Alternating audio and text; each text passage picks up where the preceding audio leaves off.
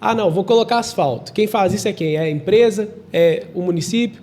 Vamos colocar a iluminação pública. Quem faz isso? É a empresa? É o município? É a CEMIG? Destrincha isso aí para nós, para o pessoal entender e ficar claro para o pessoal de casa. Isso é muito importante porque, às vezes, quando a gente vê algum loteamento parado, seja aqui no município de Curvelo, seja em outra cidade, fica-se esse questionamento. Né? O pessoal questiona muito, a prefeitura ou de Curvelo ou de outro município não vai liberar loteamento, não?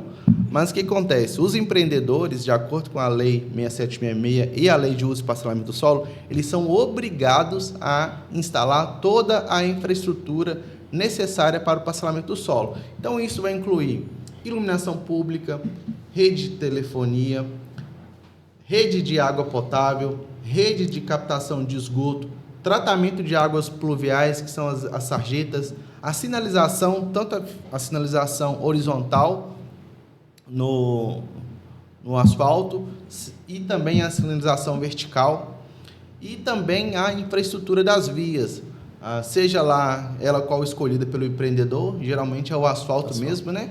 Então, toda essa infraestrutura, ela é obrigatoriedade de ser entregue pelo empreendedor.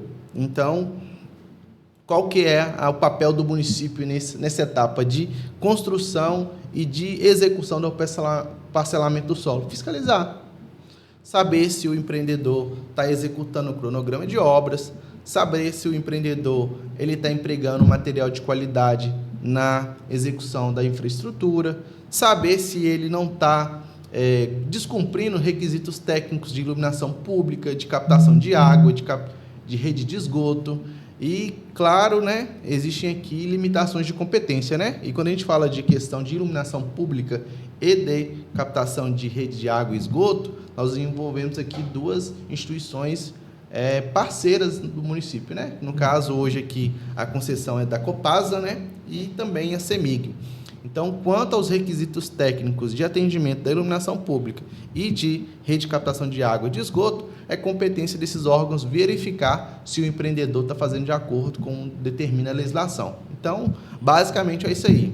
É a obrigatoriedade do empreendedor entregar o loteamento prontinho para você pegar lá o seu projeto, aprovar na prefeitura, iniciar a construção da sua casa com toda a infraestrutura pronta, meio-fio, iluminação, tudo que eu citei aqui. Então, agora. Isso tudo aí, só para deixar mais claro ainda, é do empreendedor. É do empreendedor. A empreiteira que foi lá, quer fazer um loteamento aqui em Curvelo, ela tem que entregar o loteamento completinho. Se tiver parado, não é culpa da prefeitura não, né? Recebe. Então, inclusive, existem instrumentos legais, né, na Lei de Uso e Parcelamento do Solo, que o município pode aplicar sanções para o empreendedor que não esteja nem obedecendo ao cronograma de obras e também não empregando materiais de qualidade, né? Hoje existe a Comissão de Fiscalização de Loteamentos de Curvelo, então ela faz as vistorias, faz os relatórios, acompanha as obras e, identificadas irregularidades, o empreendedor é notificado, né? Inclusive, vamos supor uma situação hipotética que uma empresa X fique responsável pelo loteamento de determinada gleba e no meio do caminho aí ela acaba, vamos dizer assim, não conseguindo terminar de executar o loteamento.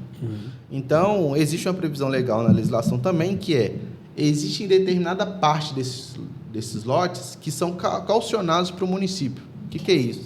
Que às vezes vai ter gente que não sabe o que é calcionar um lote. É o lote que ele fica em nome do município, caso o empreendedor não consiga executar a infraestrutura. Pô, aí, o que o município vai fazer? De posse de propriedade desses lotes, o município pode fazer leilão, pode fazer venda e, com a arrecadação desse dinheiro, finalizar as obras que aquele empreendedor não deu conta de executar. Então, por isso que a importância dos lotes calcionados em nome do município, porque são meio que uma segurança econômica de que aquele parcelamento ele vai ser finalizado, porque se o parcelamento do solo ele não for finalizado, vai se delongando os anos e acaba que aqueles pessoas que compraram o lote de início ficam nervosos, querem ocupar e acaba desordenando o espaço. Então, acabam fazendo a ocupação do solo irregular, com construções sem devidamente a infraestrutura pronta e muitas vezes também da questão jurídica, né? Às vezes o cara não registrou o loteamento no cartório de registro de imóveis, então a pessoa não tem segurança jurídica daquele documento que está em mãos, tem ali um contrato de compra e venda, Então, tem uma série de requisitos que são prejudicados quando o empreendedor não consegue cumprir com o combinado, cumprir com o tempo de compromisso que ele fez para a execução do parcelamento do solo. Por isso, é importante a participação do município na fiscalização desses loteamentos, desse parcelamento do solo. Com certeza. Gostaria de frisar mais uma vez, para elucidar bem com o pessoal, as diferenças entre o loteamento e o desmembramento, para que isso fique bem claro aí para o pessoal entender direitinho. Fala um pouquinho para nós, por favor. Recapitulando, né? São duas modalidades, né? O loteamento e o desmembramento. Qual que é a diferença principal entre elas? O loteamento é a divisão da gleba, da porção de terra, igual eu falei inicialmente, onde vai acarretar abertura de vias, prolongamento de vias, instalação de um novo sistema viário. Então, no loteamento, além das quadras que vão ser compostas pelos lotes, a abertura de vias, a instalação de nova infraestrutura. Então, é um loteamento onde ali existe uma porção de terra e não tem nada para auxiliar o sistema viário e espaços públicos. Já o desmembramento é a divisão da porção de terra, porém, no caso do desmembramento, já existe previamente o sistema viário. Então, no desmembramento, vão ser aproveitadas as ruas, as avenidas, os espaços públicos. Então, necessariamente, no desmembramento, não tem a questão de instalação de novas ruas, novas avenidas. Só há a divisão dos lotes. Enquanto no loteamento, além da divisão dos lotes, também tem a questão de abertura de vias, de instalação de novos espaços públicos, entendeu? Entendi. Então, vamos colocar assim, tem um terreno gigantesco lá no centro de Curvelo. O centro já tem toda a pavimentação, a infraestrutura já existe, está toda ali.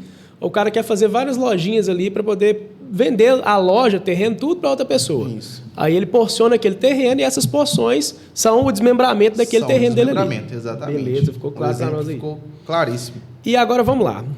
Eu vou puxar um outro contexto aqui agora que a gente falou muito de zona urbana. E quando sai para a zona rural, principalmente aqui em Curvelo, o que vai diferenciar, né, do cara fazer alguma coisa na zona rural para a zona urbana? Inclusive em Curvelo aqui nós temos um problema muito grande em relação a esse assunto, né? E acaba que para falar desse assunto da questão do parcelamento na zona rural, eu vou fugir um pouquinho da minha área, né? Que seria mais fácil aí um agrimensor narrar sobre esse assunto. Mas o que acontece? O parcelamento do solo, ele ocorre em duas maneiras, né?